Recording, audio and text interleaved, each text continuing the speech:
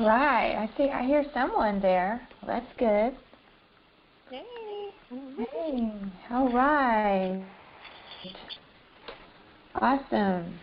Well, I'm so glad you was able to join me tonight. And we're going to go ahead and get started.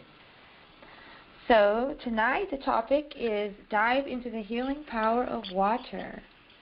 And I'm just going to be sharing some of my favorite tools or techniques for healing with water. And, okay, so I guess I hear some feedback in the background, so I'm going to mute for now, and then when it's open for questions, we'll open it up. So let's see what happens. It doesn't make a loud noise.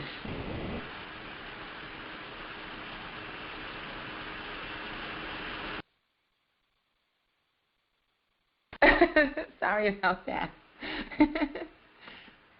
Okay. All right. So, first of all, I want to welcome you to this KemeTones Blue Lotus Speaks self-care session.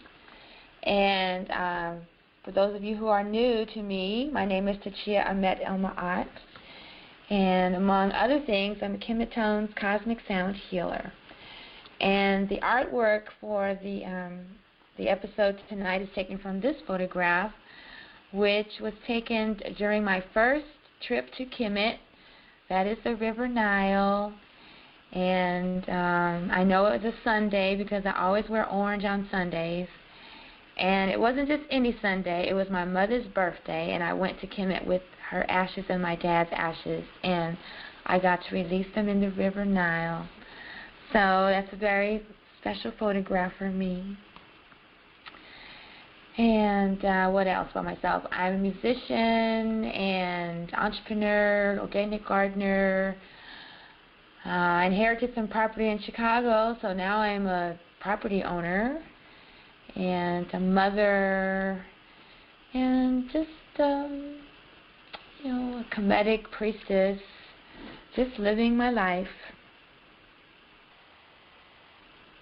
And KemeTones is the sound healing technique that is my specialty. And KemeTones uses acutonics tuning forks, which are tuned to the planets. And it's similar to acupuncture, only we use sound instead of needles. And KemeTones is unique because we use the tuning forks that are tuned to the planets. But in addition to the Greek archetypes, we go back to the Netters, to the Netteru from Kemet, the Orisha, and other indigenous archetypes. And as each one of these ancestors represents a cosmic force, like we have the cosmic force of electricity and magnetism, we also have cosmic forces of balance, which is Ma'at, and creativity, which is Ra, and we have the cosmic force of moisture, Tefnut, who we're going to find out more about later on in the program. And we start all of our healing sessions at KemeTones with horoscopes to see what's going on in the stars and the planets.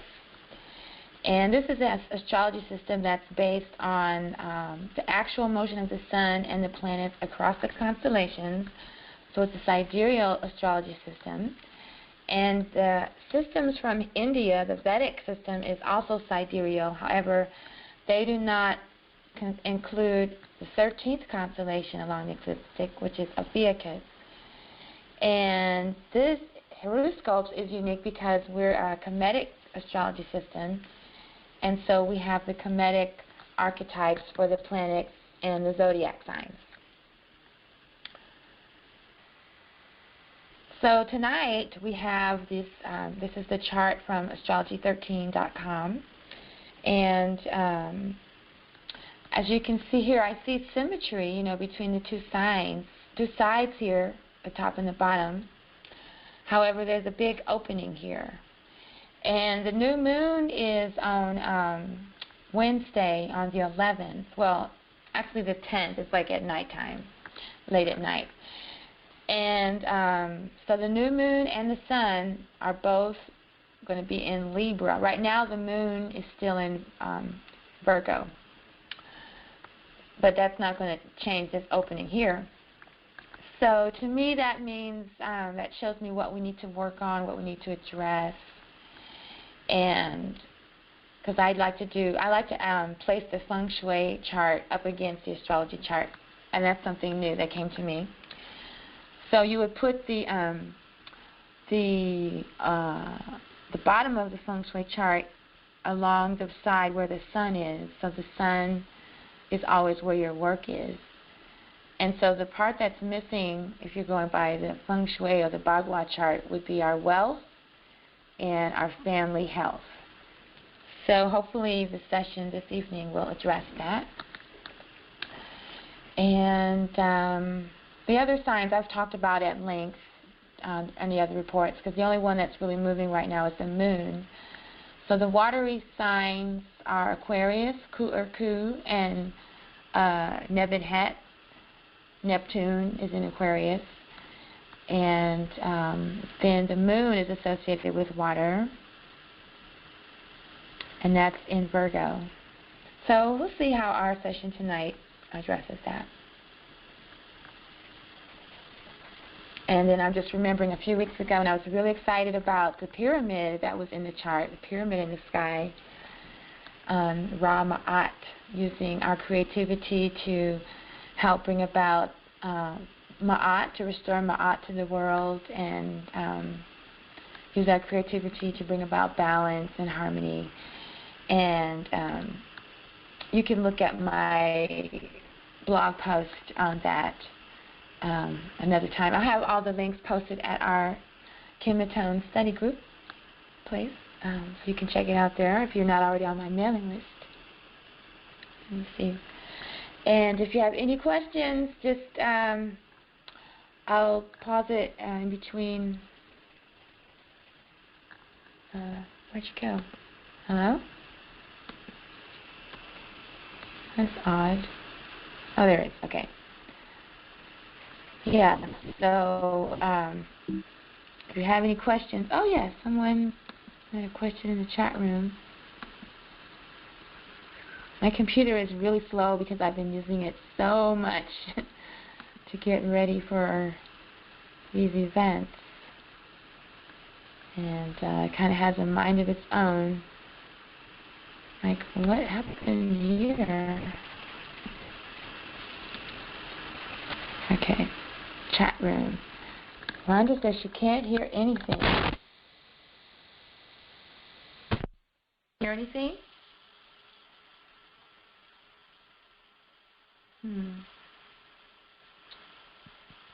Okay.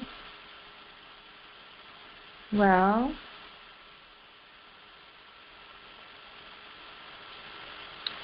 Rhonda, can you let me know if you can hear anything now?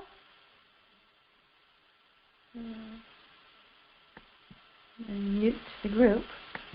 Maybe that's what. You couldn't hear anything. Okay. No, Mercury's not in retrograde as far as I can tell.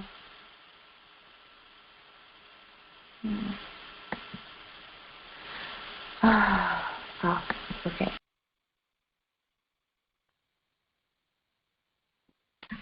I can hear now. You can hear now? Okay, so that must have been, it was the mute button. Okay, thank you. So let me go back to the chart. Oh, I can hear because I called in. I can't. Oh, you called in. Oh, okay. Yeah, I think that's what happened to other people too. So I'll have to remember to, and I don't know why that is. So, thank you. Yeah, I actually had to call in too because I couldn't hear anything either. So I'm actually on the call. I can't see the webinar. You can't see, but you can hear it. Yep. Oh, so sorry about that. Well, right. Okay. Well, you can see the images later. I'll post the slideshow and the video. That's what I'm supposed to be doing. The slideshow is a big part of it. But I'm really glad you're here. Okay. So I was just talking about the astrology and how it hasn't really changed that much since the last couple of weeks. I was talking about how there's an opening on the side with the signs of Aries, Taurus, Gemini, and Cancer. There's like a big void. And so that would show me the areas that we would need to be working on. And I'm hoping that we'll address that in the session today. And then the planets and the signs dealing with water are Aquarius and Neptune. We have Neptune in Aquarius. And we have Uranus or Heru in Pisces. And we have Saturn in Scorpio. And the moon is associated with water. The moon is still in Virgo, and she'll be moving into Libra on Wednesday, when we'll have the new moon. And the new moon is also associated with water. So we'll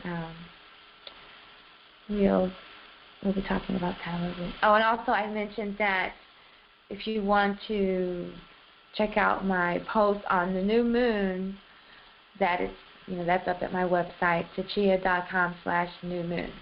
And that's a time that's associated with abundance and prosperity. Okay.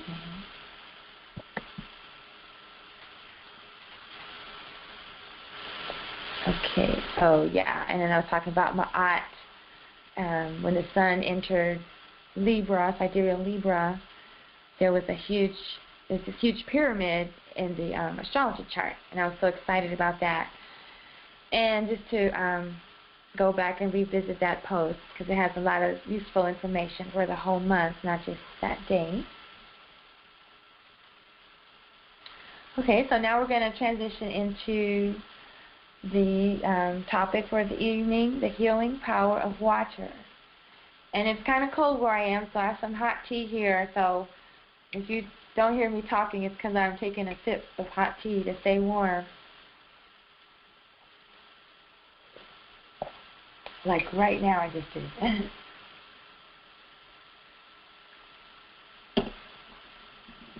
Okay.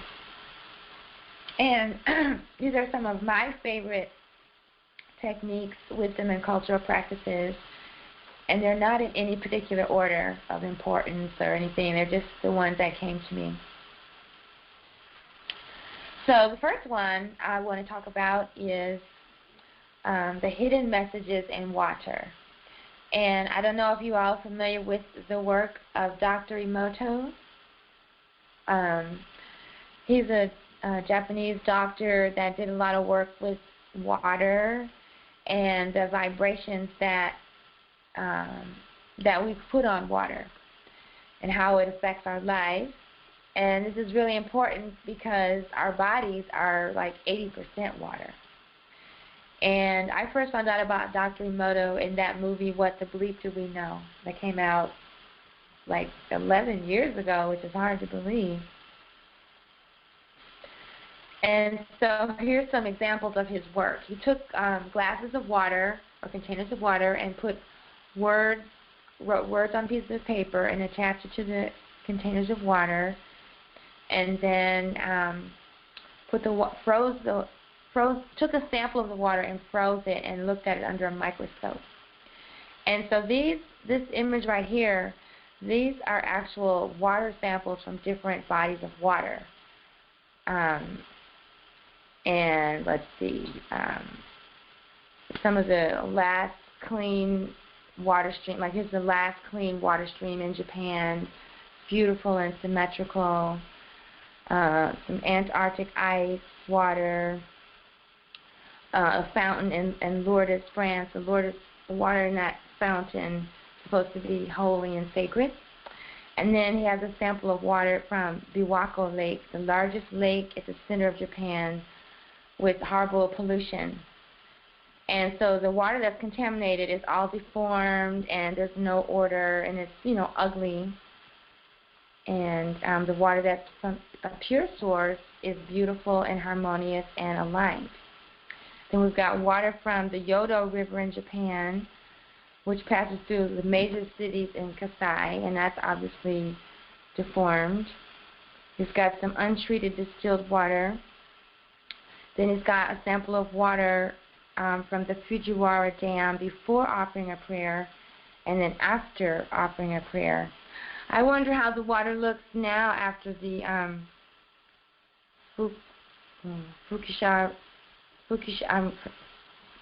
can't remember the nuclear plant that exploded or melted down. I'm drawing a blank on the name now that I've read all these other ones, but you know what I'm talking about.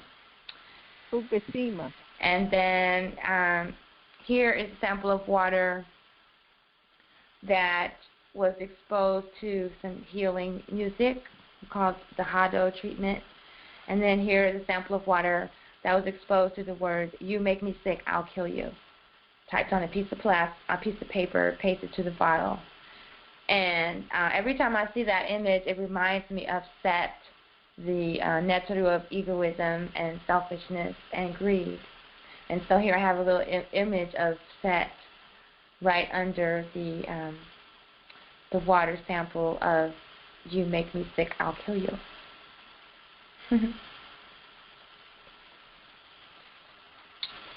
And here's some more water samples from the polluted water from the dam before and after prayer. Distilled water with same thoughts, "You make me sick," and "Thank you." Same water, different thoughts. Here's some this distilled water with heavy metal music, which looks like a radiation symbol. And then water with the Kawachi folk dance music. It's a beautiful six-pointed star. Distilled water with love and appreciation, with listening to Beethoven's music. Natural spring water, Mother Teresa, and Adolf Hitler. So just words or thoughts on these water samples change the shape of the water crystal. And so since our bodies are 90% water, you know, it does the same thing to the water in our bodies. So that's a lot to think about.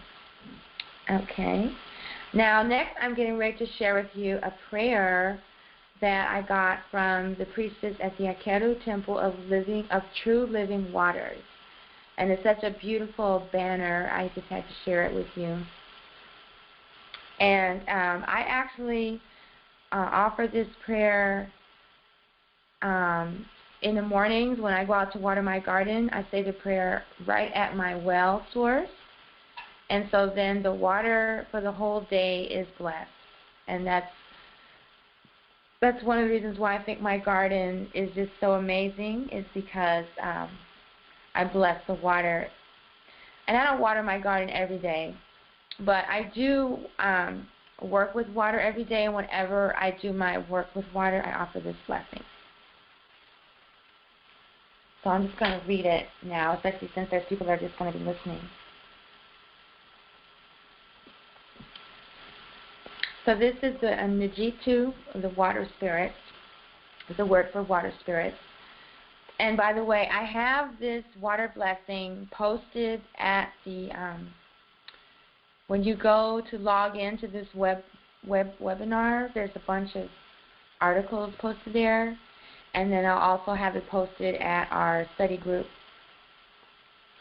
So this is an invocation from the Akeru Temple of Living Waters. And there's her website there. And she said the prayer is to be offered freely.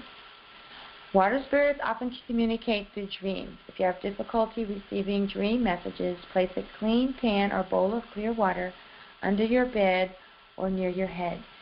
Give thanks for all the messages received. Also, pay close attention to messages when connected to water via your bath, showers, dishwashing, walking in the rain, putting your feet in the stream or the pond, etc. It is believed that the ancient ancestral spirits like Chahuti and Gran Ibo ponds, pools, and swamps because they are still waters. Truly still waters run deep. Deep knowledge also comes from the spirits who govern the ocean depths, like Olokun. More vibrant energy comes from the ocean surface, rivers, streams, waterfalls, and springs. Their numerous rulers include Nu, Aset, Yemaya, Erzuli, Nijisu, and they are referred to as living water, although all water is vital and life-sustaining. Okay, so first thing is, when you're pouring the libation, when you're pouring the water, I just say this. I say, I give thanks to the benevolent African, and I always say benevolent because I don't want to attract negative or toxic energies. I give thanks to the benevolent African water spirits of light who have paved the way for us. I pray for all the water shamans, priests, and priestesses in my bloodline, known and unknown. I call upon those in my river of ancestors who are highly evolved to give me counsel based on the wisdom they are anxious to share. And then after I'm done with whatever water work I'm going to be doing, I offer another prayer, which is the prayer for after pouring the libation. Divine, benevolent water ancestors of light, I thank you for how you have paved the way and given me counsel at times known and unknown to me for my benefit.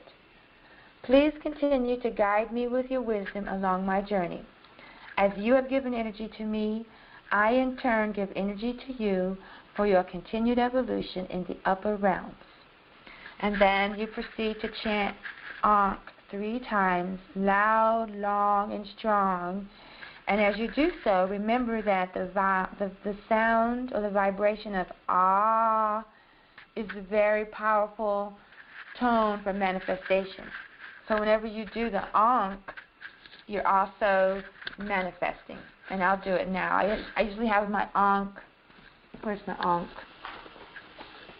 And I'll put the camera on so you can watch me. Where'd you go, camera? I hope it doesn't blow the speakers. Oh wait, not in that shape. Okay.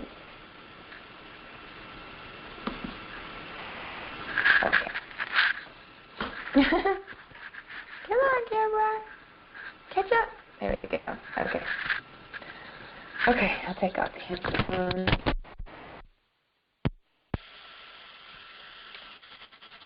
And I usually put one hand out. You might be familiar with this from the pyramids and the rock face training. You put one hand out like that. Can't see it too good. Okay.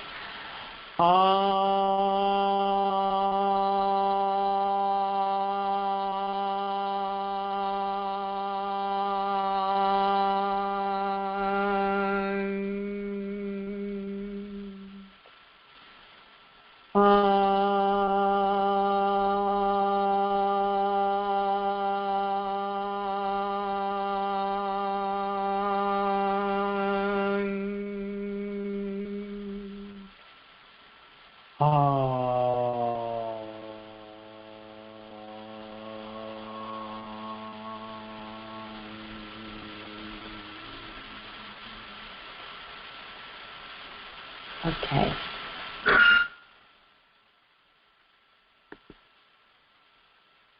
And that's worth, and then you have to offer dua, which is the word for adoration and gratitude and appreciation. And then I like to include 4 directions. So I say Ashe, which is I give you power, and so it is. Aho, which is it from the Native American culture. Namaste, which is in the culture from the East, and so it is, which is English, people of the North. So I like to Ashe, Aho, Namaste, and so it is. So, and then I'll say Hatep. So I use this water blessing whenever I'm doing water work. And like I say, before I turn on my sprinklers, I offer this water blessing. And then I bless the water for, the whole house for the day. Because I'm right at the source of my well. All right, one of my next favorite techniques for working with water after you've blessed your water, I get a pitcher of water. And I have to admit, I put my nano wand away someplace in such a good place that I have not been able to find it, and I'm going to have to order another one. But, you can get them for $14.99. It's a 0-point energy nano crystal wand pen, and they've taken a quartz crystal and compressed it to where it's like 0-point gravity. And it's at the end of this, it looks like a pin, and it's very heavy. And I use this nano wand for blessing my water, for charging my water. I use it in my sound healing treatments, even though it doesn't really make sound. It's still really powerful healing tool.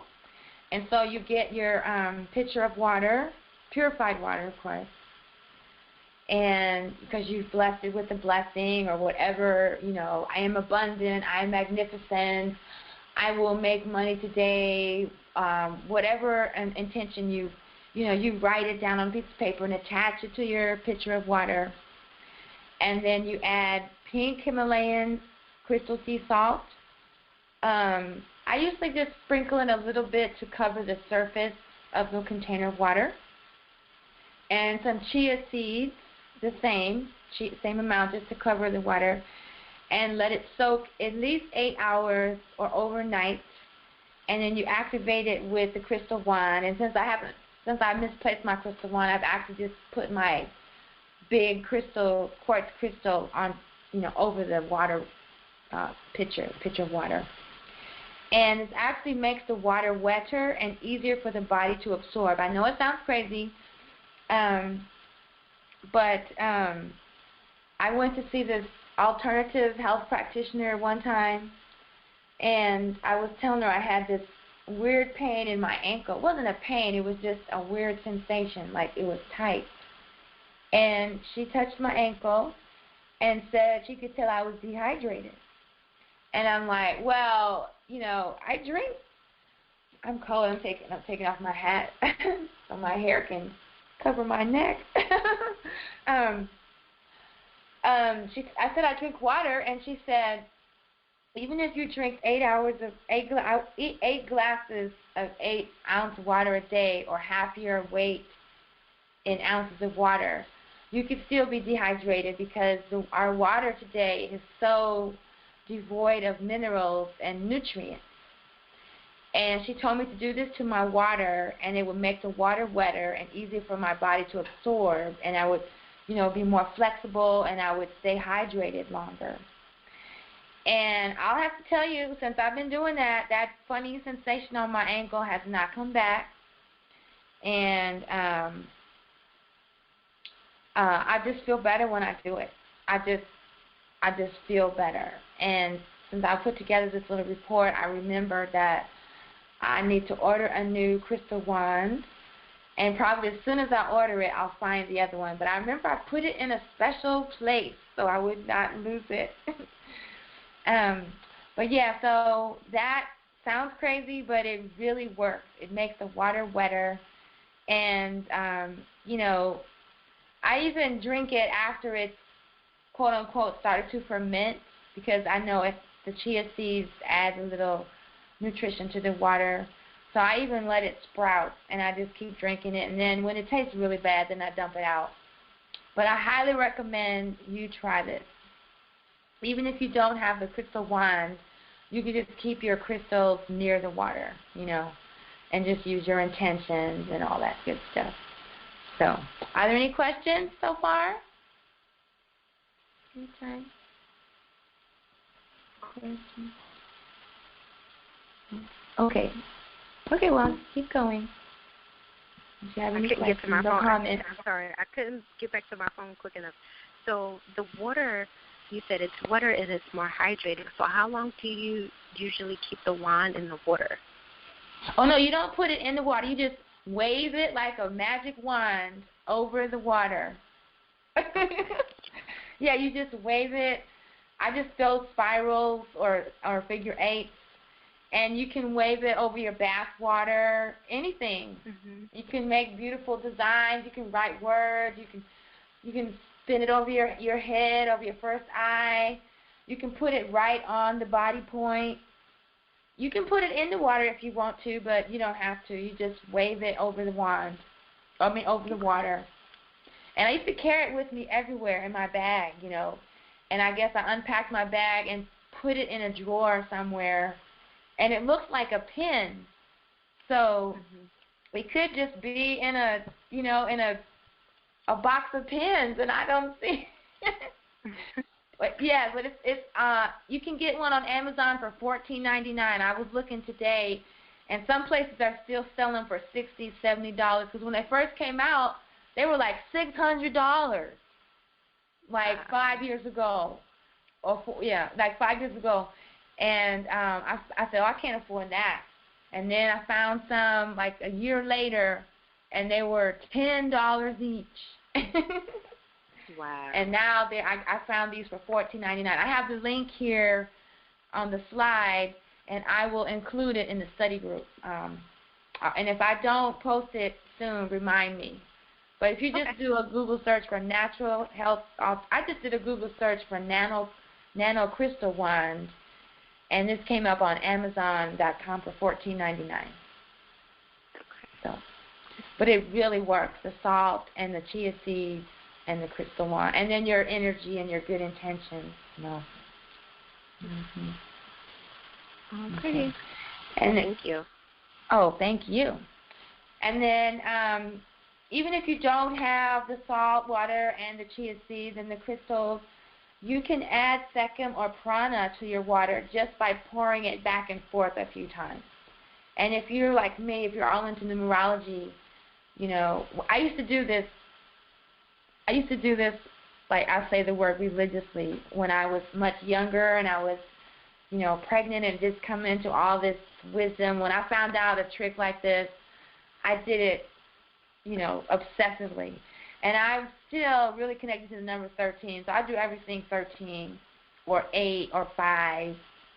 Like, for instance, when I work with my crystal wand of my water, I'll spin it around in a circle 8 times, and then I'll, like tap it 5 times.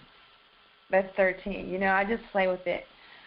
Or like I said, if you don't have that equipment, if you're out somewhere, you can just pour the water back and forth between the vessels a few times. So I would do it 13 times. And this is an old yogi trick from the yogi, the ancient yogis. If you study prana and pranayama, they'll tell you that. Let's say you're at some place and you have some bottled water and it's been there a long time, it's stale, but it's all you got, just pour it back and forth and you'll bring it back to life.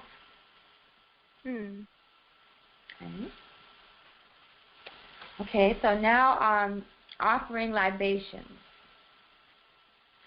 So there's two practices that I use when I'm offering libations. The first one is when I'm doing my devotional practice of Shatat Netter. That's the yoga, Kemetic yoga, Kemetic yoga practice of Smai Tawi.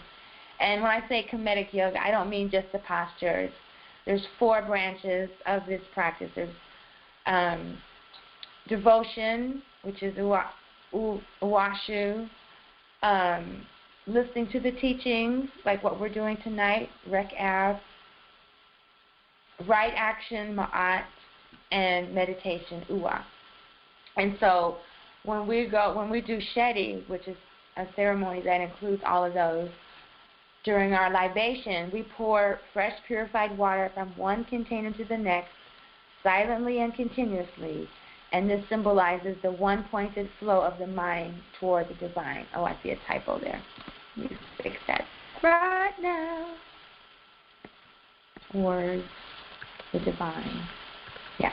So that's one way of offering libation, where it's silent and it's meditative, and it's about your relationship with yourself, with the divine, with staying focused and not being distracted by, the world of time and space.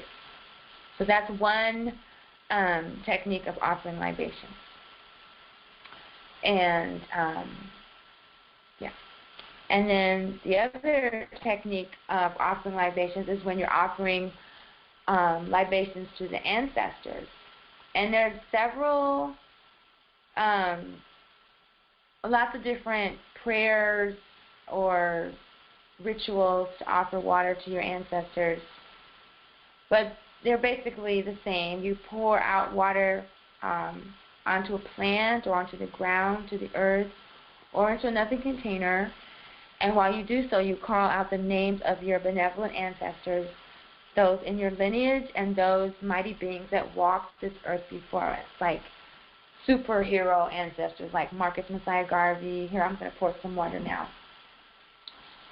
Marcus Messiah Garvey, Harriet Tubman, Ma'at, Heteru, and there's a picture of my mom and dad, Jane and Edward Hambrick, and, just like that.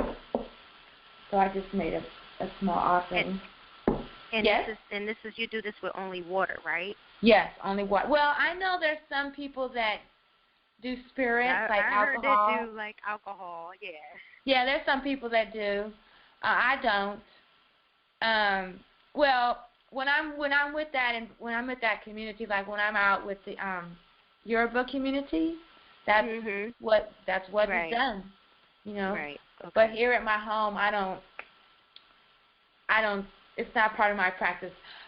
If I am having a beer or a glass of wine, that's about as much alcohol as I ever get. And if some spills, I'll definitely offer it to my ancestors. Okay. But I just mostly stick with But you're talking water. about water. You just water. Okay. Yeah. But people do the same with the alcohol. They'll call out the names of the ancestors. But yeah, I'm talking about water libations. That's a good question. I didn't say water libations. I just said libations. And I'm familiar with the Yoruba okay. practice where they do the alcohol, and that's why I wanted to ask, like, wait, are we talking about alcohol? Or are we still talking about okay. water? Yeah.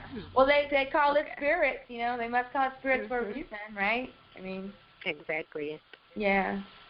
All right. Cool. And then I have containers of water like all over my house. I have altars everywhere and I have water everywhere. And before I do work at that particular station, I always do one of these offerings to the ancestors, either the silent one or the one to my ancestors, like that. Okay. And okay, so now speaking of ancestors, we're going to talk about some of the ancestors that I'm familiar with associated with water. And there's many more that I didn't mention here tonight. There's so much we could talk about water. Okay, so Nun is the cosmic force or the God that lifted creation up out of the primeval ocean. And everyone that's familiar with Nun knows about, this beautiful artwork with the sun, Ra and Kepra, raising the sun up, and the cosmic force is here to assist with the day, the order of the day. And here's the ocean of the primeval ocean that Nun raised the earth, raised creation up out of. However, when you go deeper into the teachings, you will find out that the ocean of Nun, or Amun consciousness, represents consciousness. It's not just creation, but it's consciousness. And that everything in creation is a wave in the ocean of Nun. It's a wave in the ocean of consciousness of the divine. Everything in our lives is a wave in the ocean that exists in our minds, in our consciousness. Everything that happens to us, everybody that we know, and everything in our lives. And it's all just part of this oneness. And so the idea is there's really no reason to let anything upset us or bring us down or let anything get us to the point where we're ill, because it's all something that we created. And everything's just going to come up and out of our consciousness, going to manifest, and then it's going to go back. So everything And creation is but a wave in our consciousness, a wave in the ocean of noon. And there's a whole meditative technique that's based on this principle to keep your mind coming always back to the stillness, to the peace, to the emptiness, to the vastness, that everything is connected and everything is in the oneness. So that's a very powerful healing meditative technique to use with the water. And in the future, I don't know about tonight, but we'll experience some of these meditations as well. Because this is just going to be the first episode on healing with water. There's so much more to go into. This is just the beginning.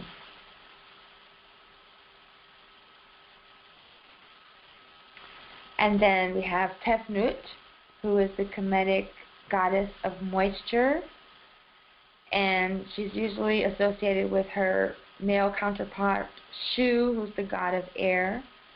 So she's the cosmic force of everything that's wet. Water, sweat, tears, spit, saliva, anything with moisture, dew, humidity, rain, everything. And when I had my experience with the fire in June, when my house almost caught on fire, and the house across the street caught on fire, and there was fire. My house did catch on fire. What am I saying? Almost. My house did catch on fire, but it didn't burn down, didn't spread. I had an experience with Tefnut in my backyard, and I connected with her energy, meaning I invoked the cosmic force of water within myself, and I became water. And I felt like I put up a wall of water around the fire so that it didn't spread anywhere else. It had already taken out 2 homes, and the property, my friend was building a home, so it didn't burn down his home, but it burned everything that was there,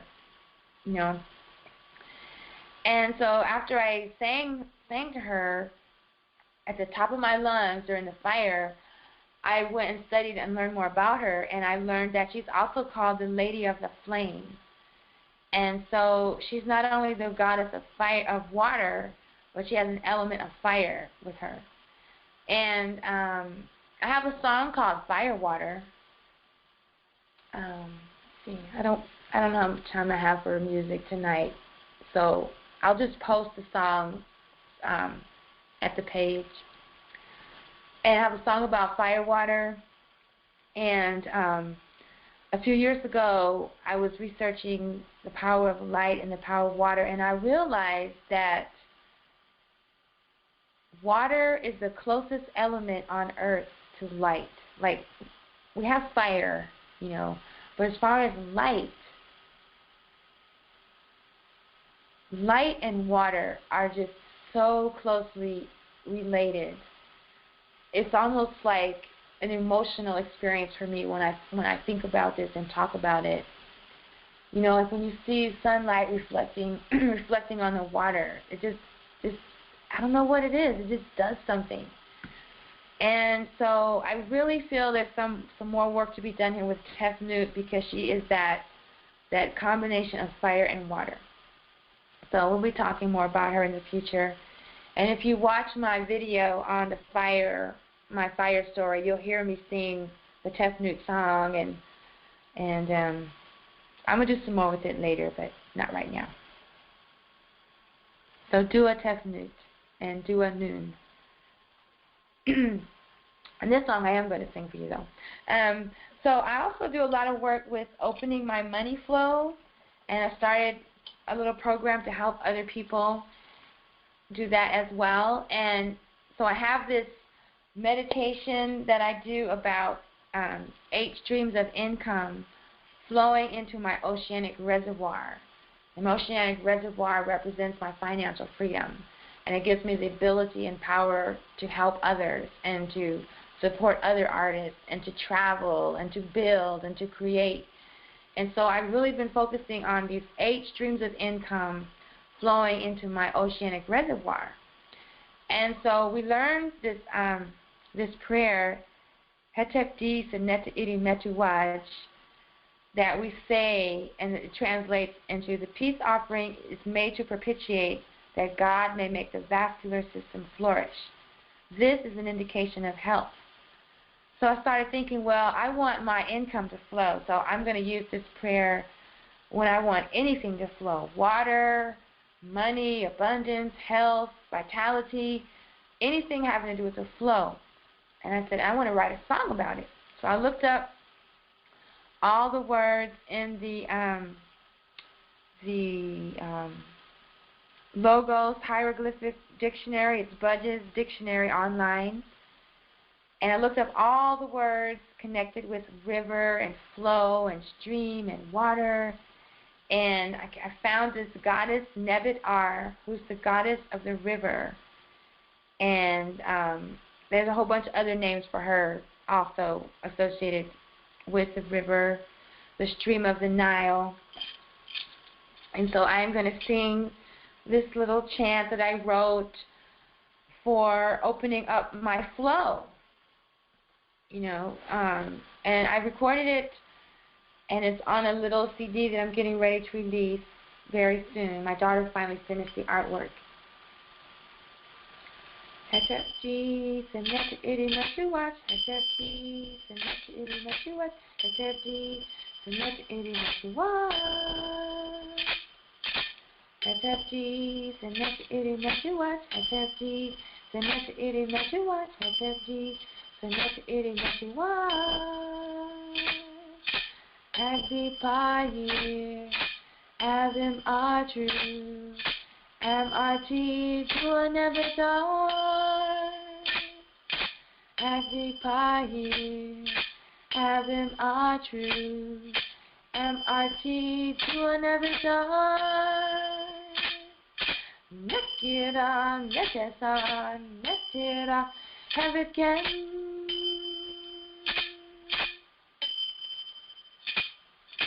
Nekira, Netesa, Netira, Hevet Ken.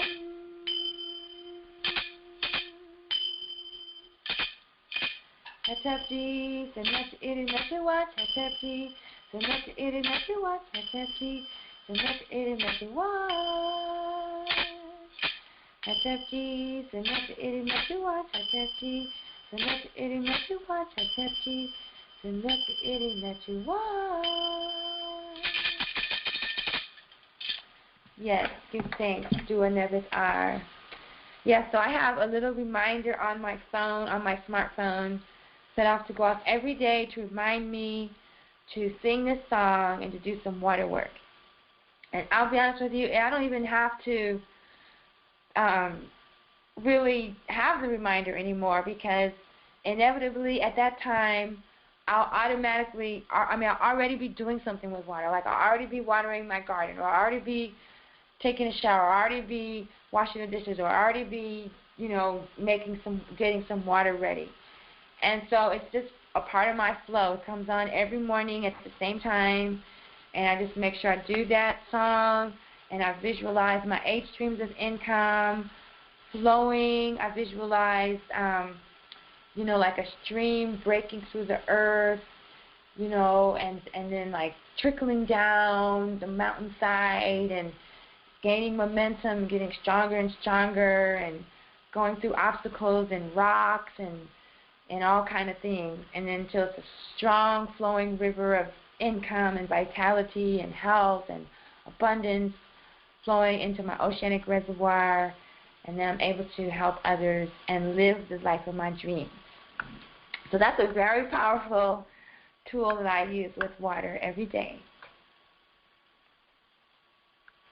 And then another song that I have about water is I've Known Rivers. And this is a poem by Langston Hughes that I put to reggae music. And, even though it talks about some of the powerful rivers in the world, it's really a song about freedom. It's a song about freedom that flows to us, to our people. we've gone through different obstacles and adversities with slavery and police brutality and misappropriation of our culture. I can go on and on and on. But freedom keeps flowing. We always get back into that flow of freedom, you know, even if it's just our minds that are still free, or when we go into our music or our art, we get into our freedom. So I'll just sing the chorus. Let's see here. I just have my drum. I have my drum. I've known rivers ancient as the world. I've known rivers older than the blood in our veins. My soul has grown deep like the mighty river, deep like the mighty river, deep like the mighty river.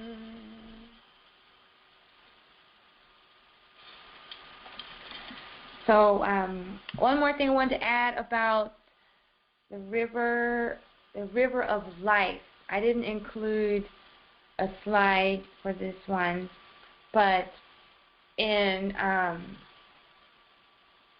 Kemetic and also Mayan culture, the Milky Way galaxy, and Peruvian culture, the Milky Way galaxy is considered a river of life, a river of light.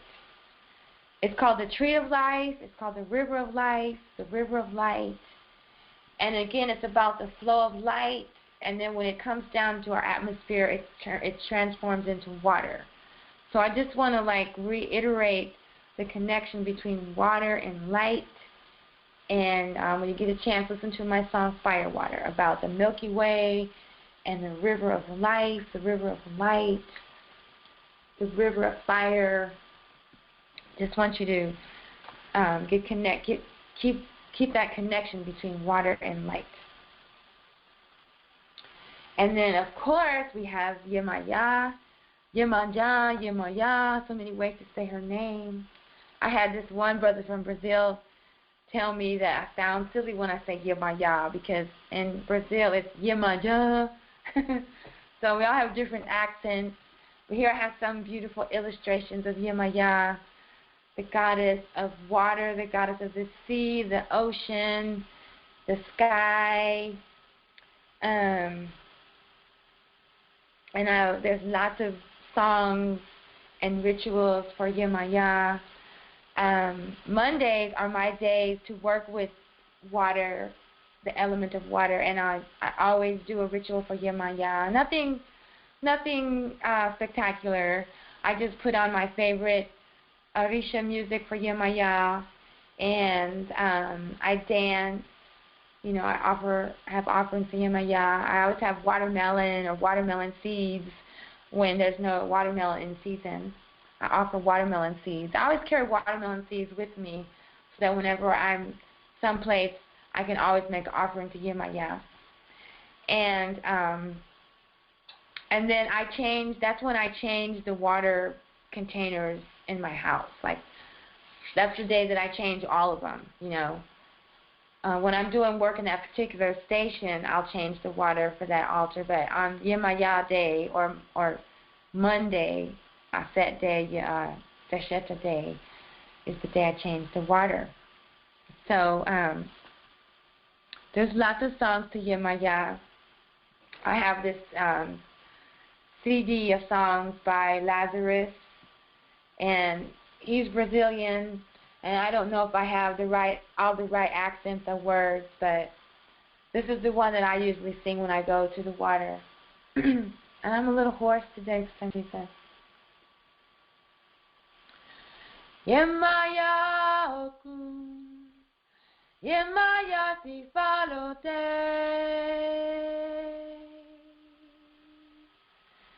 Yemaya oku, Yemaya si falote,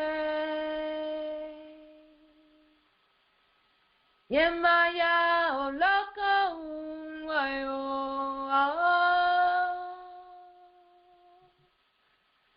Yemaya oloko unwayo.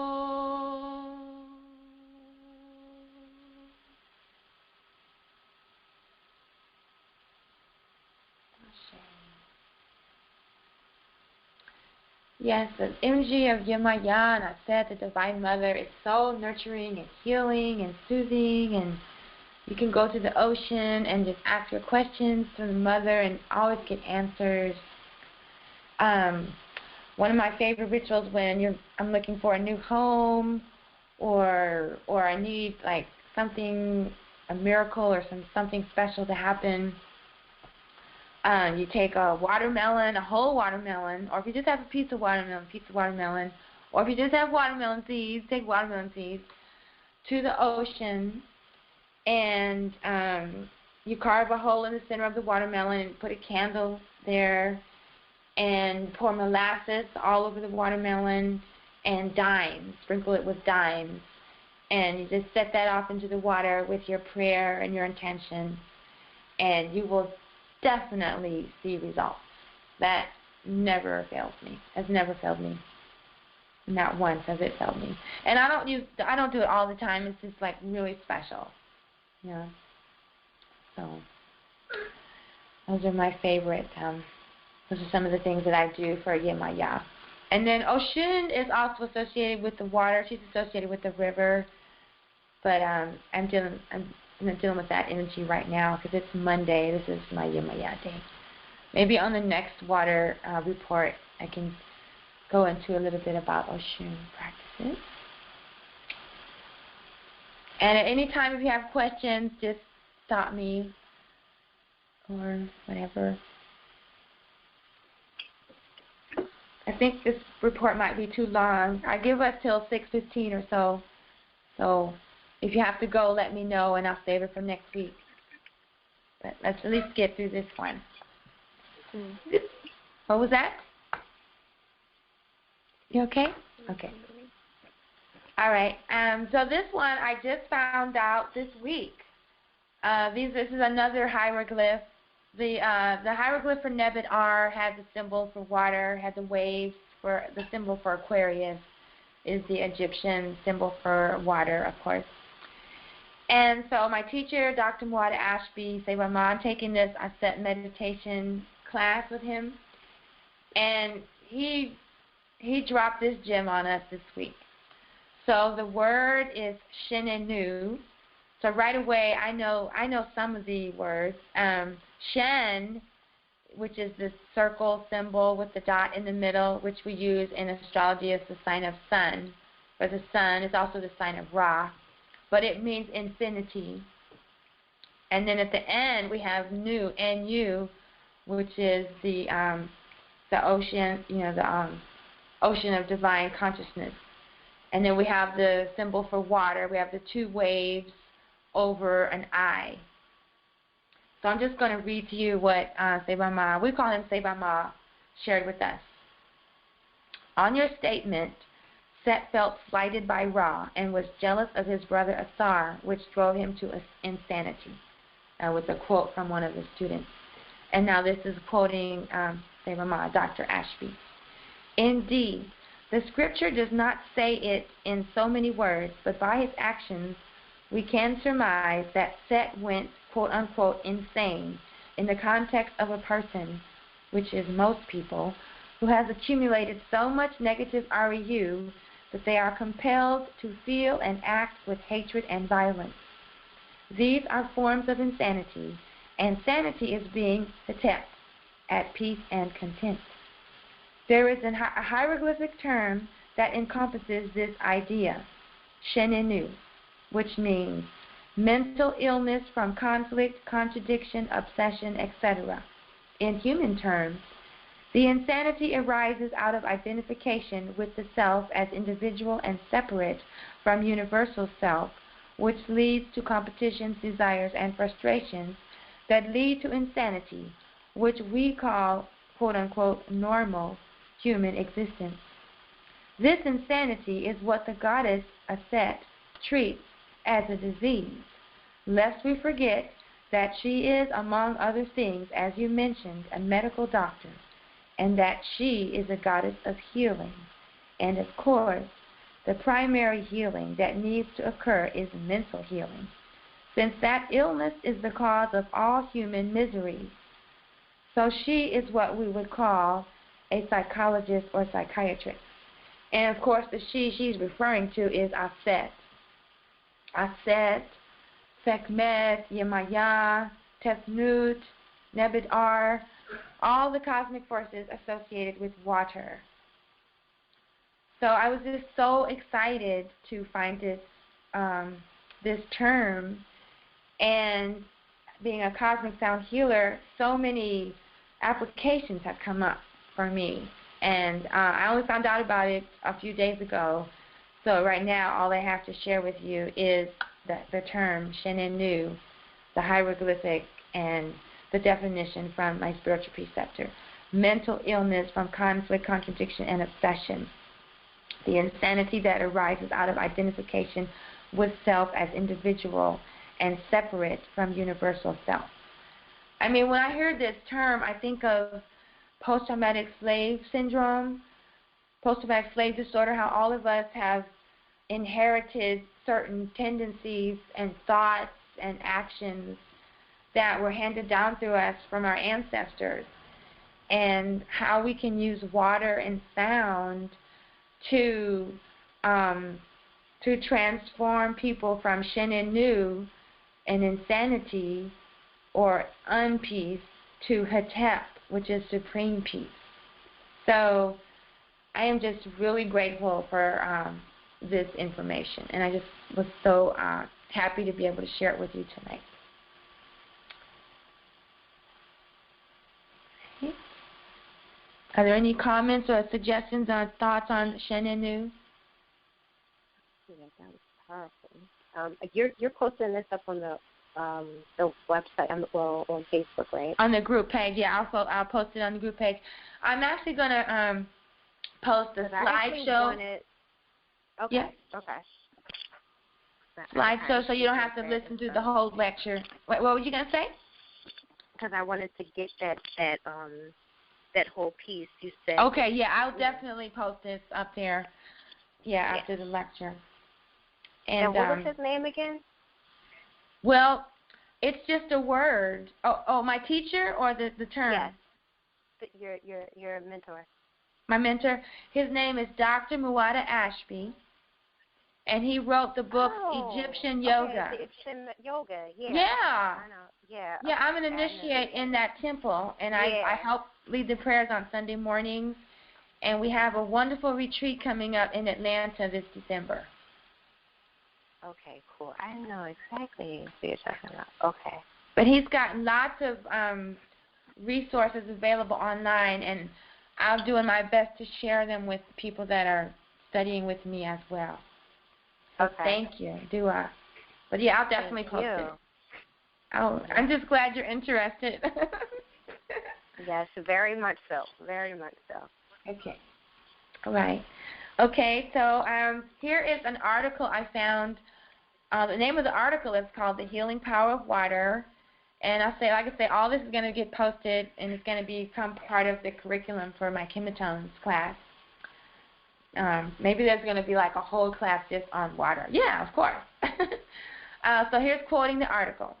This article is on the healing power of water and how we drink it. How we drink it, right? I thought you just drink water. Firstly, most people will have the wrong notion that any liquid that is water-based, such as fruit drinks or juice, coffee and tea, etc., do just the same for us that water does.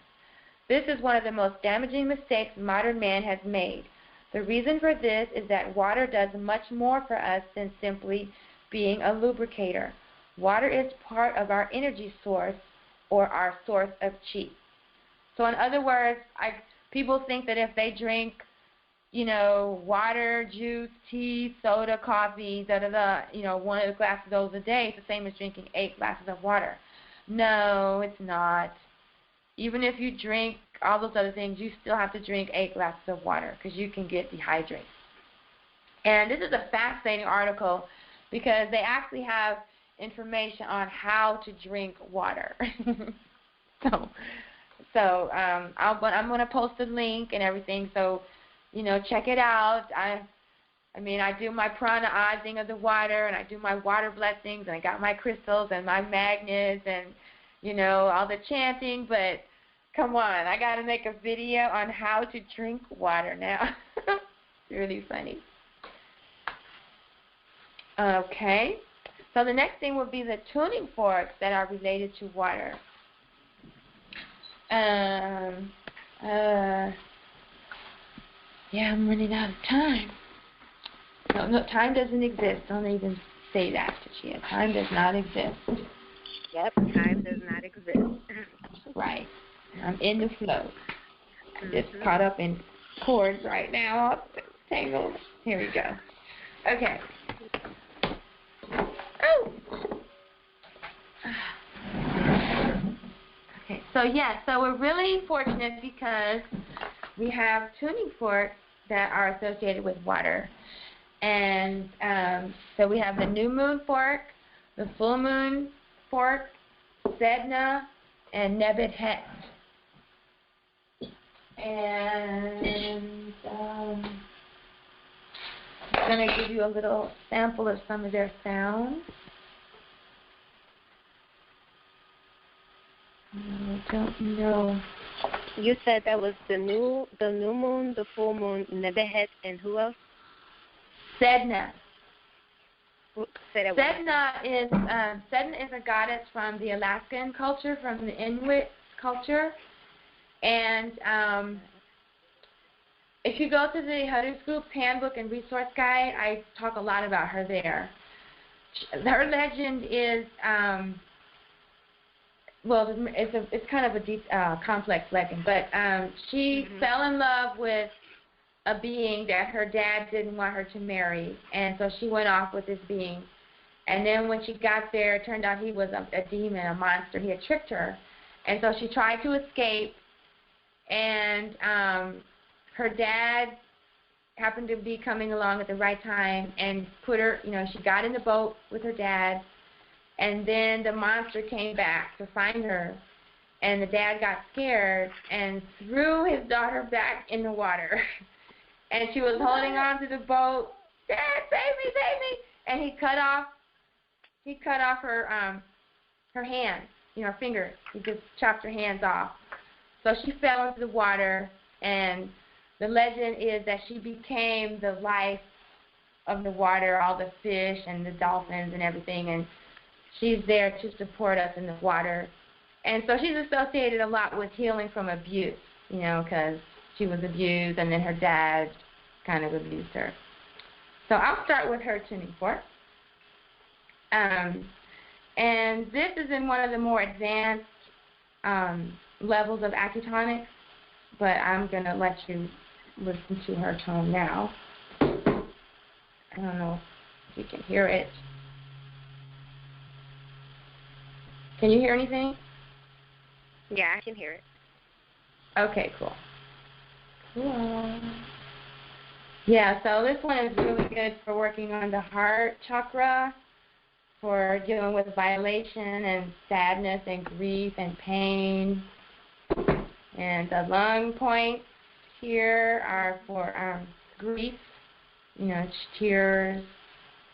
And then, of course, the womb. And so you could do, like, treatments that connect the womb to the heart and the womb to the first eye. And remember when we did the spinal energy diagram, when you're moving upwards, you're removing blocks, and then when you're moving the energy downward, you're creating and manifesting. And then let's see.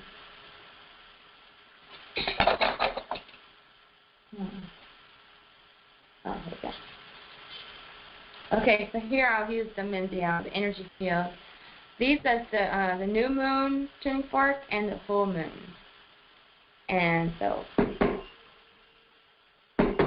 well, I'll do them one at a time so you can hear them separately. Okay, because we're about to go into the new moon. There we go. Removing blocks and manifesting our vision. Removing any blocks to our vision and manifesting what we want to create. And the full moon. So the new moon forks are for opening and new beginnings, and the full moon fork is to enhance the energy and to bring out the fullness of whatever you were working with in the treatment. And then the other fork associated with water here is the Neptune fork. And Neptune is that planet that's kind of mysterious, and it's associated with like the supernatural, metaphysical. Neptune was the god of the sea, the Triton, and the Little Mermaid. He was the Little Mermaid's dad. But in KemeTones, the horoscopes, I associate Neptune with Nebuchadnezzar. Now, I don't know any other Kemetic type that would make that correlation, but after years of meditating on this, I chose that because Nebuchadnezzar, her symbol is the headdress. Let's see if I can find a picture really fast. Her symbol is the headdress of a container, a vessel. If I can find it quickly. And her headdress is the reverse of the Aset headdress. And so I just see her as the container of water, the container of the spirit in physical manifest, physical form. That's what she represents. She represents the divine consciousness in the physical. So yeah, so here's a picture of Nebuchadnezzar. You can see her headdress. Oh, it's not very big.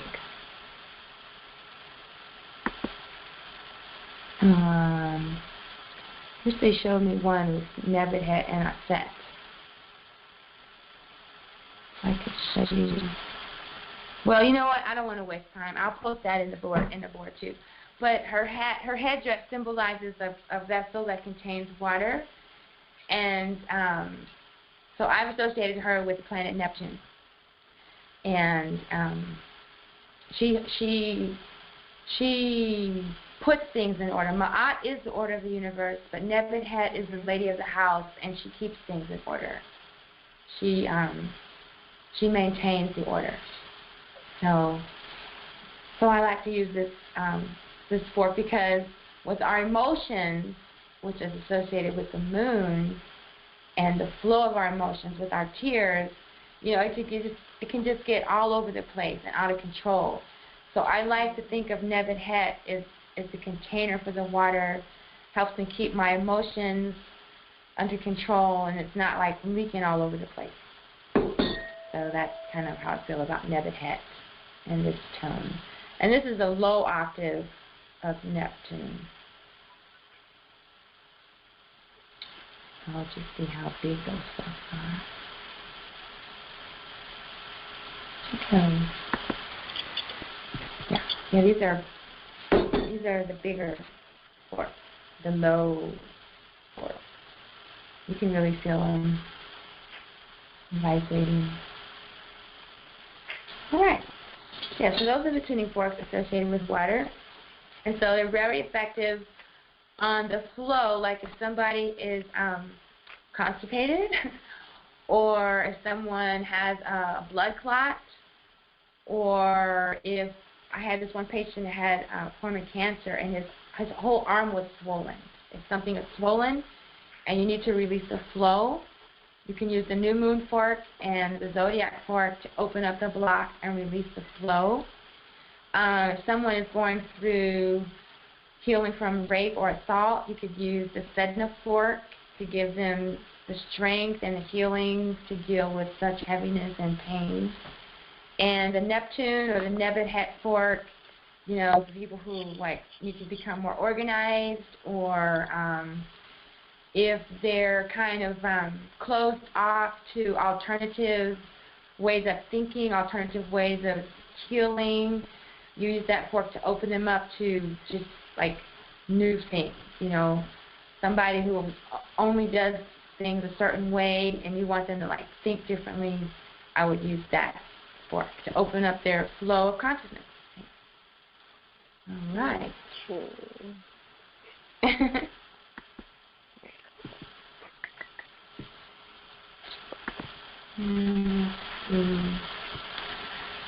So how are you all on time? Because I have a little bit more. I could save it till the next one if y'all need to go. It's about 6:20, and I'd like to be done in about 10 minutes. So.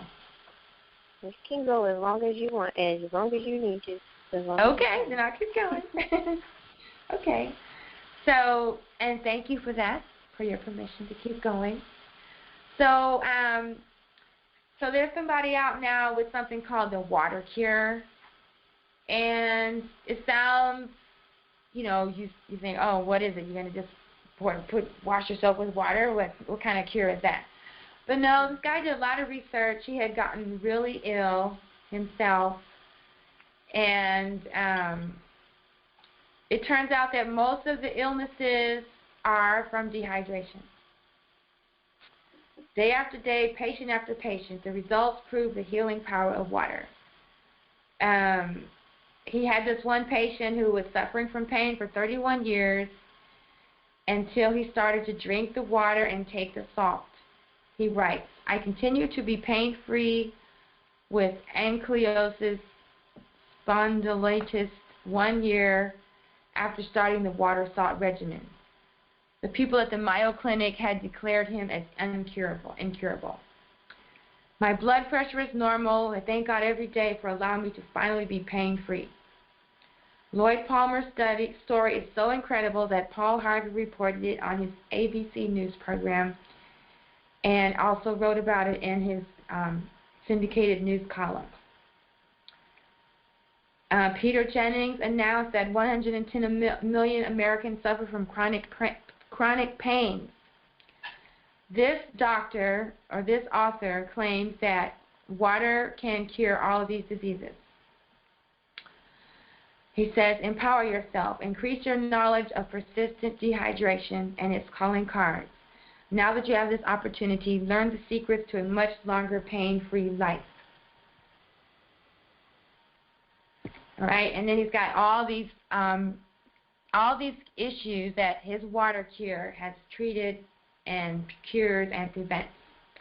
Heartburn is a signal of water shortage in the upper part of the gastrointestinal tract.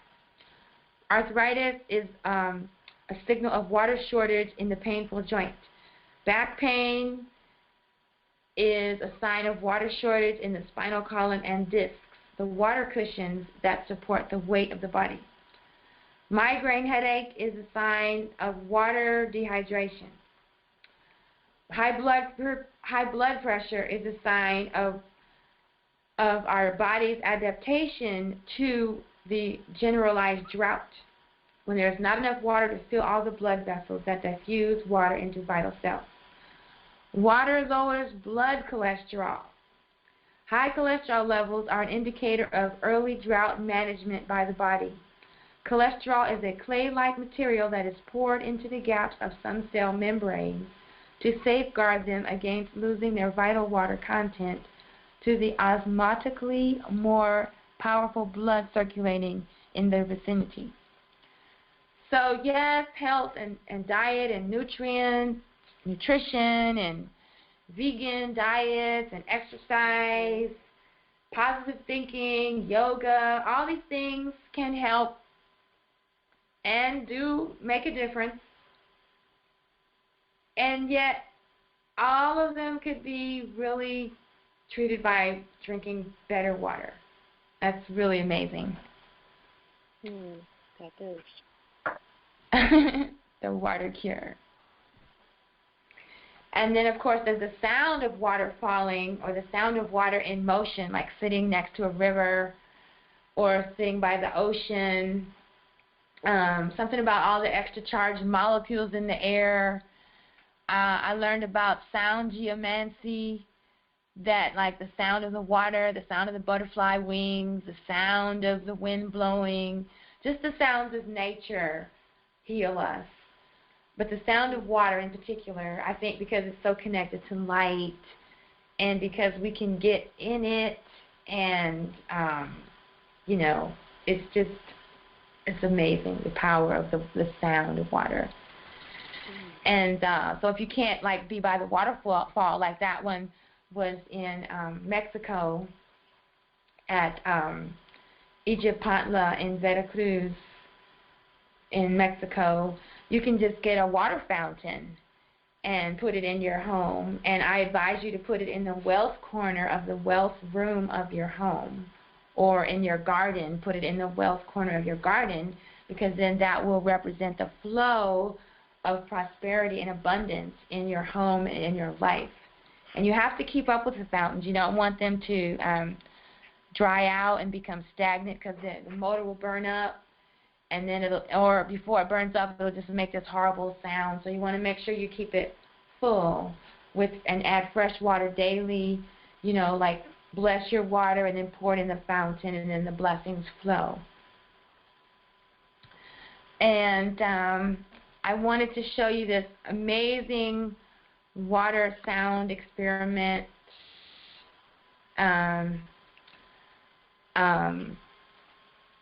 Alexa, you're gonna have to watch this. I'll have it posted, but it's just too amazing. It's like 2 minutes. What if you could unplug your messy old child? There's an ad first, of course. So I have to wait for the ad. Just now, and get a new charger for all your things.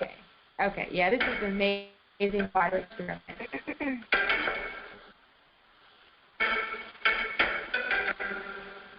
So they got a hose of water, and they're connecting it to a sound-generating device with the speaker attached to the hose. Oh, come on, connection. Internet connection. There it goes.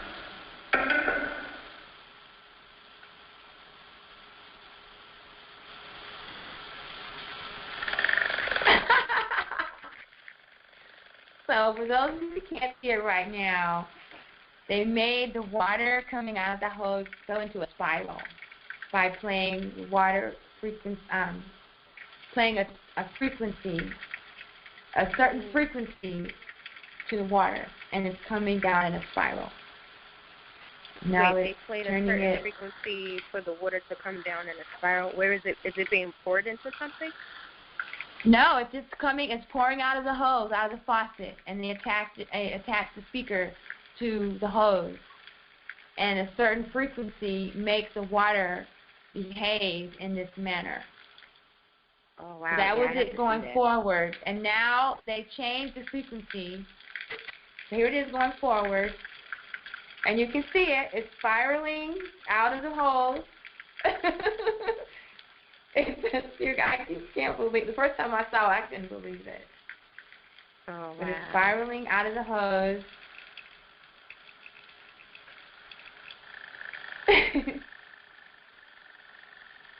And this happens to our bodies, too, the water in our bodies. When we hear certain frequencies, it makes us want to move.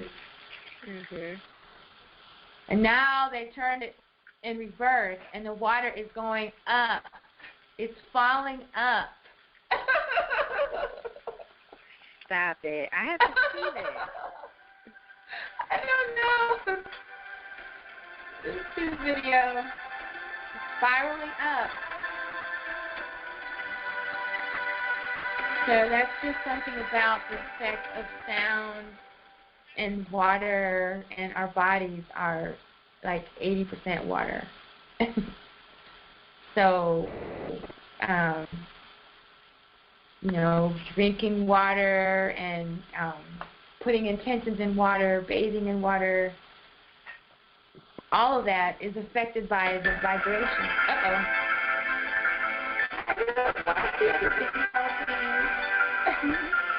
Sorry. That's a good video too, but not right now. Yeah, so all the work we're doing with the water, even if you purify the water, you know, we don't know what vibrations were put on the water before it came to us. So we got to, like, purify our water. So then I found this this device some people have come up with to energize your water to a certain frequency. Like I showed you how you can set intentions to the water and make the water wetter and, you know, sing to the water and invoke the ancestors in the water and offerings. But some people have come up with a device to bring the water to a certain desired frequency. I guess, I don't know, I think you can set it to different frequencies so that you can set the water to the frequency that you want to drink. It's called a scalar wave chi bioenergy device. And its website is at qwave.com. How does the Q-Wave Energizer work? Simply place your food, water, medicine, etc. on top of the Q-Wave Energizer. The change happens within a few minutes. However, the longer you keep it on, the more intense and deeper the change is. We recommend 5 to 10 minutes for optimum results. When you consume the energized water or what have you, the water molecules in your body will automatically take on the resonance and be in tune with the chi energy levels produced by the Q-Wave Energizer. Let's see. Yeah, customers have reported wonders using energized water. The body helps one to maintain health and well-being. Oh, that's something else. Okay. So here's some more quotes from the article. You might notice small things begin to change. You get a higher clarity in your life as your body begins to detoxify. This is all due to consuming water with a higher life force frequency, higher life force energy. So you don't really need the fancy device. It's just proof, scientific proof, that you can charge the energy with the frequency that you want to and then drink it and get the benefits. Restore the energy. Something what? similar to that. I actually have something similar to that. I have a mug, and it's blue quartz, and you know, any liquid that I put into the cup or the bottle, you know, I speak into it, you know, with good intentions, and I, you know, drink it, and it does just that. Like it, well, could you post that where you found that on the page for me? Yeah, awesome. Yeah. It charges the liquid, whatever liquid is poured into the bottle or the cup, and you can put it in your bath water. Yeah, there's so many things we could do. Yeah. I'd love to see it. Okay. I'll send that to you. Thank you. Okay, so water cleans, nourishes, restores, and heals. And you both are familiar with this Flip Your Money Switch, the ebook that has some techniques to open your flow of energy and abundance. So I don't need to go into that right now, but I did have that up here. For anyone who's watching the replay, you can download the ebook and get the techniques here to open up your money flow, your flow of energy. And there's a picture of me in front of that waterfall in Mexico, the Ijapantla waterfall. And you can schedule a free energy wealth analysis session with me, or just a healing session where we could just go over some of these techniques for healing with water, or anything else that you might need help with. You can sign up for a free strategy session at tachia.com. And remember, I am in the flow. I am the flow. Remember the mental technique of visualizing the 8 streams of income. Next time I'll do the guided meditation with 8 streams of income into the oceanic reservoir. And that's what I have for you tonight. I want to thank you, ladies, for joining me. And I will remember to post the information, the links, the replay. And we'll just keep learning about self-care and healing, just sharing all the things that I know about taking care of self. Tomorrow night at same time, 5 o'clock, will be the practitioners webinar that didn't work last week because I messed up the link, and hopefully I got the link corrected. But that will be going on tomorrow for people who are interested in becoming a KemeTones Cosmic Sound Healer. So once again, I just want to say thank you, Dua and Hatep. Thank you so much. Thank you. All right. And I will talk to you soon. Hatep, Dua. Hatep, peace. Peace.